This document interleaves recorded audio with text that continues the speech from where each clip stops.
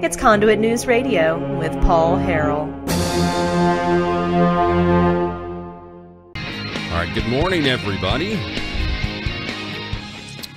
So we've been covering this a little bit. There's an issue out of Fort Smith. You know, speaking of new taxes, which we talk about a lot. The whiteboard, by the way, today says tax math, and that's just because, look, you put ideas out there, and then you don't have a bill that's actually filed yet, and people try to, everyone's trying to do the math. And listen, and I've talked to state representatives. They really do want to know.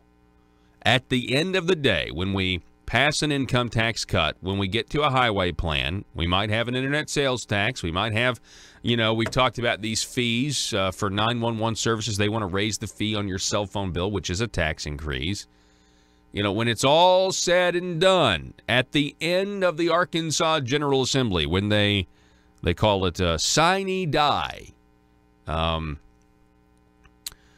will the tax burden on the Arkansas taxpayer be greater, or will it be the same, or will it be smaller?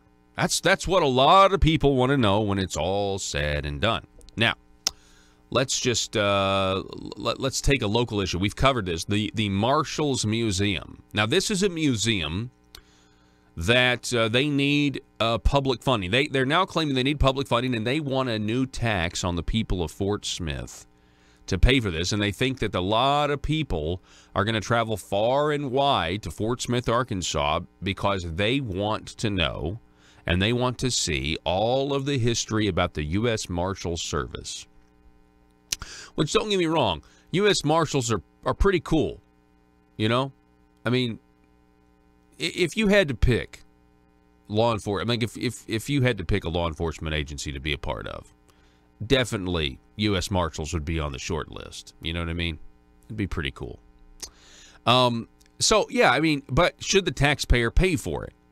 Now, from what I understand, there's been a lot of people who have heard a lot of promises over the years over this museum locally. Now, one of those people is Mr. Frank Glidewell, who's also now, he's a former state representative, also now a former state senator, and his name is Frank Glidewell. Frank, how are you, sir? Morning, Paul. Morning, Paul. Hey, Paul, every morning when I get up and somebody will say good morning or something, It reminds me of a bygone era. Robin Williams in a movie, I think the Man of the Year or something like that, but he'd get up every morning. He was in Vietnam, and he'd say, "Good morning, Vietnam." Now, I can't say it like Robin Williams, but it was sure good. No one but can. Anyway. Yeah, no one could say it like that. That's a fantastic movie. He was good. Yeah. Anyway, well, Paul, first let me say, I do support the Marshall's Museum, and I've been to 2 or 3 debates, and anyway, no one that I know of is opposed to this. I've never spoken against it, and what I'm opposed to is the attempt to raise our already outrageous high sales tax for Fort Smith. Yeah, absolutely. You hit it a while ago. This was sold to the private people.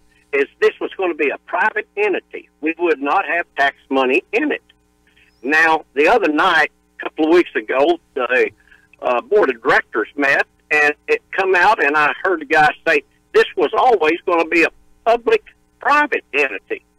And at that moment, I knew the citizens had been hooked up again. When it become a public-private, will they also move for it to be a public facilities, or to have a public facilities board? And at that moment, that's when they can change and pass a sales tax. Mm-hmm. But you cannot pass a sales tax for a private entity. Mm-hmm. Anyway, I knew that the people was set up for this. What's a public facilities board again? Well, you've got to have a public board. It's like you have a park board. If you're going to get federal, state money, or local money, you've got to have a board. Somebody's got to be accountable. Now, I'm on a few boards, and my issue on any board money. I've got to, I'm supposed to watch over and make sure that nobody is spending money that they're not allowed to, or there's nothing going on. You try to do that. Now, that's my job as a board member. Mm-hmm. But we can also get tax revenue or different things because we are a board. They give us credit for, being able to keep up with the money. So anyway, that's kind of what it is. But, so let me ask you this. Has the state of Arkansas ever given money to this thing?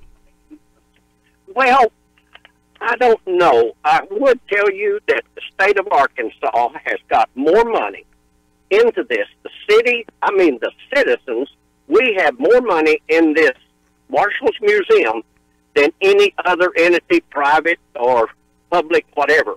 We have got $5.79 million in this Marshall's Museum from the state. Now, this is just from the state. Really? Almost $6 million of taxpayer money.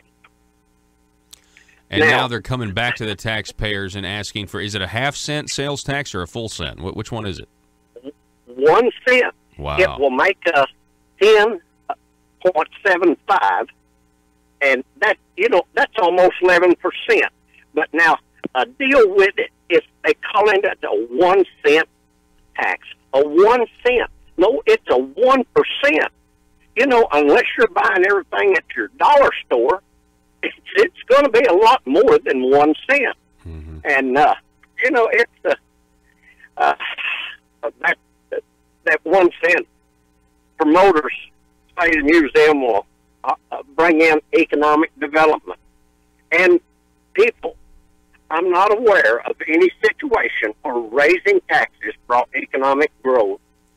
Neighboring states such as Texas, whose economics and the population are growing with high-paying jobs, they didn't make this happen by raising taxes.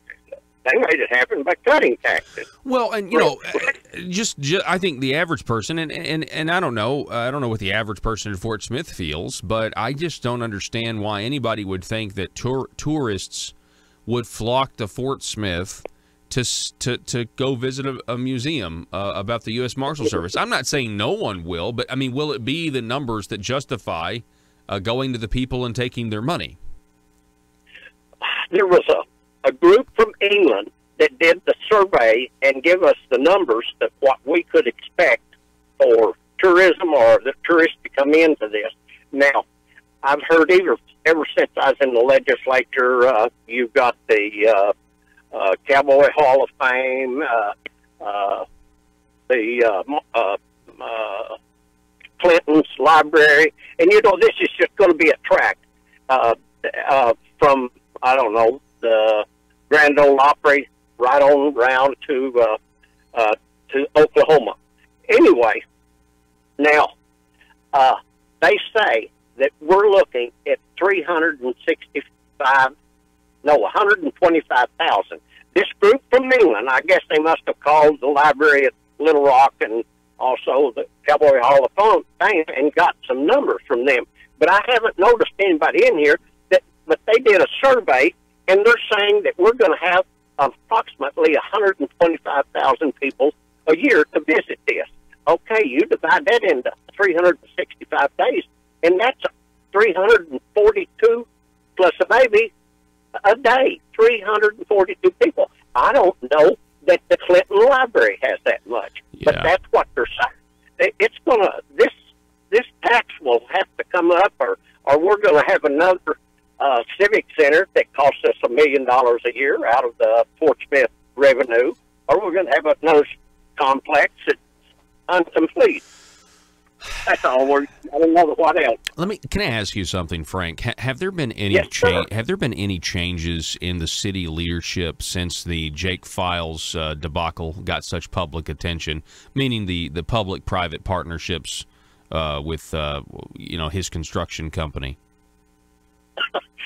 Yes, we've had one new member on the board. Okay, so there has been something different.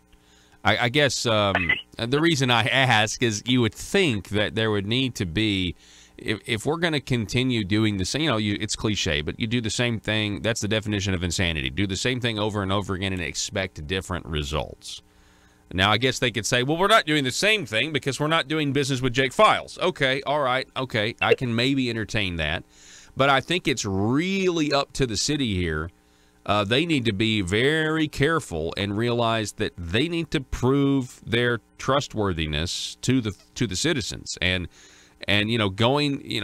so do the people of the city, I mean, do they support this? They support this tax increase to fund this public-private entity now?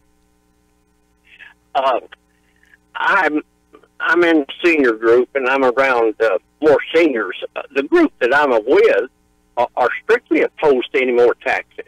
But now we have some young people that's pretty active, and they're pretty progressive, which, that's good. But with other people's money, that's always the way it is with the progressives, as long as they're dealing with other people's money. Fort Smith has already got the highest water and sewer rates in the state of Arkansas, and I'd say any neighboring states, and also I bet that any neighboring states of theirs, we've already got that.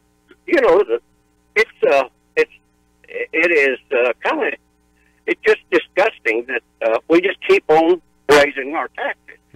Paul, it was, I think, in 1915, there were a few of us that the city passed this prepared food tax for the convention center. And it took us 2 or 3 weeks to get enough signatures on the ballot so that we could put that on the ballot. Instead of the board of directors just passing it for us, we had to repeal that, put it on the ballot, and then we did beat it. But the more people that get involved and know exactly what's happening, like you said originally, this was a private entity. We was going to fund this with private funds, and now look who's paying for it. And like I said a while ago, we got 365 people that we're going to try to get there every day. I think that's an enormous number for us to overcome. Oh, that's insane. There's just no way that's going to happen. Let me ask you this. We're talking with Frank Glidewell. He's a former legislator from the Fort Smith area. Let me ask you this, Frank. Who benefits? If this thing gets built, meaning the museum and taxpayers fund it, who is benefiting from it? Okay. I need to say something. There's something that they should have been looking at is a TIF, Tax Increment Financing District, is what they should have looked at. And this is what you're getting to. But the property owners, we're going to say from B Street, A Street, Garrison Avenue, and then Rogers Avenue. Okay, the 5 or 6 people that own these properties along this, from our Catholic Church on Garrison Avenue all the way to the river or Clayton Expressway, they're the people that's going to benefit from this, and they're all fairly wealthy people. I'd say they could write it. I said this at a meeting. They could write a check for this $17 million, and they wouldn't miss a meal. But we're going to dump it onto the private citizens that we've already got the highest sales tax around. So, wow. But the property owners of Garrison Avenue and Rogers and like that, they're the ones that's going to benefit from this. They're the ones that keep us paying for the Civic Center. Well, anyway, they're looking for $17 million, and they won't spread it out over the people, and instead of picking up the slack themselves. Wow. And most people here know who the landowners are, and they're the ones that's pushing this tax for the Marshall Museum. Yeah, that's almost exactly what. That's pretty much what. Let's see here. Hang on a second. I got this book. That's pretty much what Jay Cost in this book that I love so much. We interviewed Jay last year, where he talks about legal graft. It's pretty much. It's not quite because they're not in office. Are these landowners in office by chance, Frank? No. Well, let me read you this. Okay, this is from Jay Cost's book, A Republic No More. It's very similar to what you're saying when it comes to land.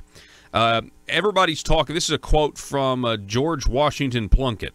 Everybody's talking these days about Tammany men growing rich on graft, but nobody thinks of drawing the distinction between honest graft and dishonest graft. There's all the difference in the world between the two.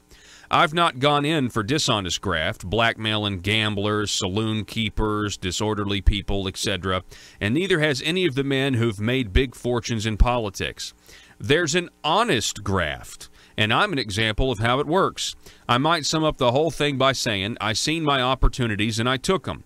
Just let me explain my examples, he says.